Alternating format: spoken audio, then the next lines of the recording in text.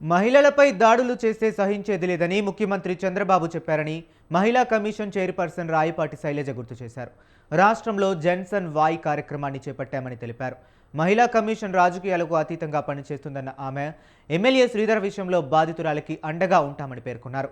మహిళలు, చిన్నారులకు అవేర్నెస్ క్యాంపులు ఏర్పాటు చేస్తున్నామంటున్న మహిళా కమిషన్ చైర్పర్సన్ రాయపాటి శైలజతో మా గుంటూరు ప్రతినిధి వీరస్వామి అందిస్తున్న ఫేస్ టు ఫేస్. ఆధ్వర్యంలో జన్ సన్వాయ్ కార్యక్రమాన్ని నిర్వహిస్తున్నారు. ఈ జన్ సన్వాయ్ కార్యక్రమం మహా ఉద్దేశం ఏంది, దీనికి సంబంధించి మరిన్ని విషయాలు తెలుసుకోవడానికి మనతో పాటు మహిళా కమిషన్ చైర్పర్సన్ రాయపాటి శైలజ ఉన్నారు. శైలజతో మాట్లాడి చెప్పండి, ఈ కార్యక్రమం రాష్ట్ర వ్యాప్తంగా ఈ కార్యక్రమాన్ని చేపడుతున్నారు. ఈ కార్యక్రమం ప్రధాన ఉద్దేశం ఏంటి? అంటే మహిళా కమిషన్ ఆఫీస్ని ప్రతి ఒక్కళ్ళు మన దగ్గరికి రాలేరు కాబట్టి మనమే జనం దగ్గరికి వెళ్ళి ఇంకా యాక్సెసిబుల్గా ఉన్న మహిళా కమిషన్ అనేది చెప్పడానికి ప్రధాన ఉద్దేశం. సో దీనికి ఏంటంటే నేషనల్ విమెన్ కమిషన్ ఆధ్వర్యం, అలాగే అన్ని స్టేట్ విమెన్ కమిషన్స్ ఆధ్వర్యంలో కూడా భారతదేశ వ్యాప్తంగా ప్రతి స్టేట్లోనూ ప్రతి జిల్లాలోనూ జరిగేటట్టు 5 రోజులు ప్లాన్ చేశాం. మార్చ్ 9 నుంచి మార్చ్ 13 వరకు.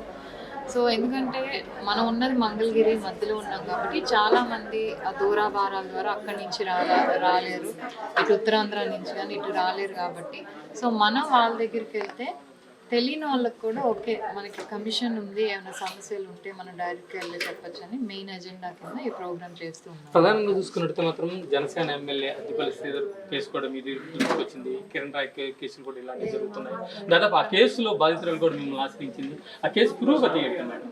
ఆ కేసు ఆల్రెడీ ఇన్వెస్టిగేషన్ మొదలైందండి. ఎస్పీ గారితో కూడా మేము రెగ్యులర్గా టచ్లోనే ఉన్నాం ఏమవుతుందని. ఎందుకంటే అంటే ఎవరేది చేసినా కూడా ఎవరైనా సరే అట్లీస్ట్ బాధితురాలు స్టోరీ కూడా నిజం ఏంటి ఆయన తెలుసుకోవాల్సిన బాధ్యత ఉంది కాబట్టి.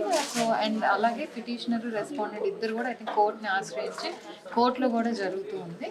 సో సైడ్ బై సైడ్ మొన్న అమ్మాయిని కూడా పిలిపించి పోలీస్ వాళ్ళు ఆల్రెడీ ఎంక్వైరీ కూడా స్టార్ట్ చేశారు. సో డెఫినెట్లీ దాన్ని బట్టి ఫ్యాక్ట్స్ ఏదైతే వస్తాయో దాన్ని డెఫినెట్లీ బట్టి యాక్షన్ అనేది ఉంటుంది.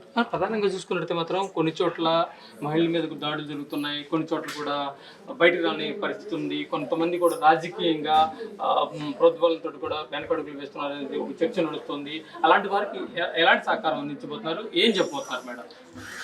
మన ముఖ్యమంత్రి గారే చాలా క్లియర్గా చెప్పారు. మొన్న ఏదైతే మహిళా దినోత్సవం రోజు కానివ్వండి, అంతకుముందు కూడా ప్రతిసారి చెప్తున్నారు ఆడపిల్లల జోలికి కానీ మహిళల జోలికి వస్తే కానీ అదే ఆఖరి రోజు అవుతుందని చెప్తున్నారు. సివియారిటీ ఆఫ్ డెఫినెట్లీ అది ఏ పార్టీ అయినా సరే, ఈవెన్ అధికారంలో ఉన్నా సరే మా మాదేదైతే థాట్ ప్రాసెస్ ఉందో వెరీ క్లియర్ అని ఆల్రెడీ మెసేజ్ ఇస్తున్నారు. సో ఎవరైతే మంచి రెస్పెక్టబుల్ పొజిషన్స్లో ఉన్నారో వాళ్ళు ఆలోచించుకొని జాగ్రత్తగా ఉండాలి. అంటే ప్రధానంగా చూసుకుంటే మీరు బాధ్యతలు చేపట్టి చాలా కాలం అయింది.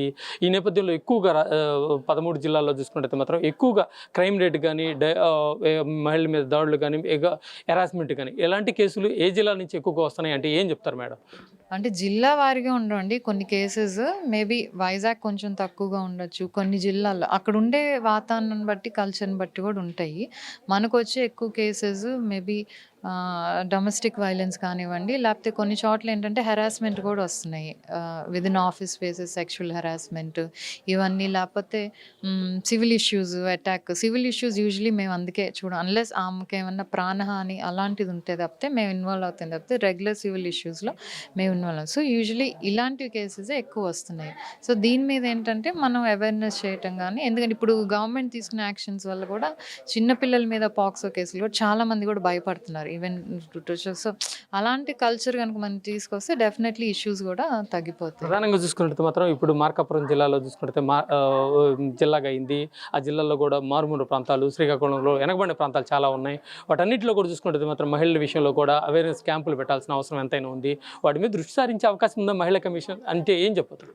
ఆల్రెడీ వాళ్ళు మొదలు పెడుతున్నాం అండి. ట్రైబల్ ఏరియాస్ విజిట్ చేయడం జరిగింది రీసెంట్గా, ఏలూరులో కానివ్వండి, అంతకుముందు పాడేరు వెళ్ళాము, ఇవన్నీ కూడా వెళ్తున్నాము. బట్ ఎందుకంటే ఆల్రెడీ అవేర్నెస్ ప్రోగ్రామ్స్, అవగాహన. ఎందుకంటే ఎక్కడున్నా ఏ ప్రాంతంలో ఉన్నా సరే ప్రతి ఒక్కరు కూడా వాళ్ళ రైట్స్ గురించి తెలియాలి, వాళ్ళ హక్కులు, ఒకవేళ ఇబ్బంది వస్తే ఎవరిని అప్రోచ్ అవ్వాలి, ఇవన్నీ ఇన్ఫర్మేషన్ కూడా వాళ్ళందరికీ ఉండాలి. కాబట్టి definitely women and child department నుంచి కానివ్వండి, మా పీడీస్ లేకపోతే ఐసీడీస్ వీళ్ళందరూ కూడా గ్రౌండ్ లెవెల్లోకి వెళ్ళి, ఈవెన్ పోలీస్ డిపార్ట్మెంట్ నుంచి కూడా ఎస్పెషలీ ట్రైబల్ ట్రైబల్ ఏరియాస్ అలాంటి ఏరియాస్ అంటే చైల్డ్ మ్యారేజెస్ వీటన్నిటి మీద కూడా ఎక్కువ ఫోకస్ చేస్తున్నాం, టీనేజ్ ప్రెగ్నెన్సీస్ వీటి మీద.